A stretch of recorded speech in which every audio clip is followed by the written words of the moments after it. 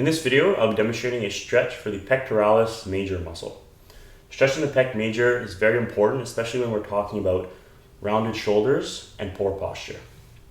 So oftentimes people like to stretch the pec major always in the same way. And you can call this stretch the door frame stretch.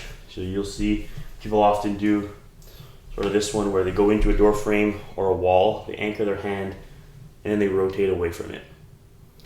So that's definitely a good stretch, and I do recommend performing it. However, it gets a little repetitive, and it's a little bit basic as well. You're sort of stretching the shoulder, the biceps sometimes as well. So I wouldn't say it's the best stretch, but definitely a good stretch to begin with. Now I'm going to demonstrate a stretch for the pec major using the foam roller. So first things first, we're going to start off by sitting on the end of the foam roller. Now I do want to say, if you have any sort of spinal pain or spinal injuries, this might not be the stretch for you, so be aware of that, because you will be sitting directly spine first on the foam roller. So perform this at your own risk. From here, we're lying back down nice and slowly,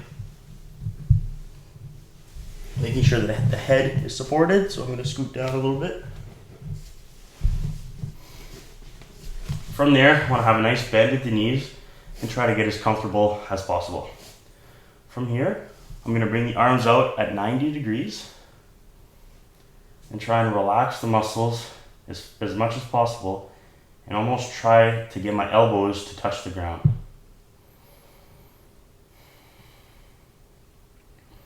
So in this position, gravity is working on bringing my shoulders and my elbows down, which is giving me a nice stretch in the pec major. Really want to focus on the breathing in this position, really opening up the ribs, breathing in nice and deep,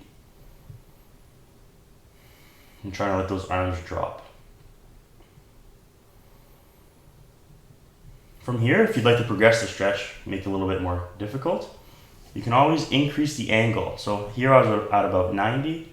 If I bring the arms up even higher to about 120 degrees, I'll actually feel a deeper stretch, but it will also just stretch the pec major from a different angle. And from there, if you'd like to progress even more, you could try stretching one arm at a time. So if I want to stretch the right side, I'll actually roll over to the left a little bit, which will increase the distance between my elbow and the ground. And then I'm working on relaxing those muscles even more and letting the arm drop.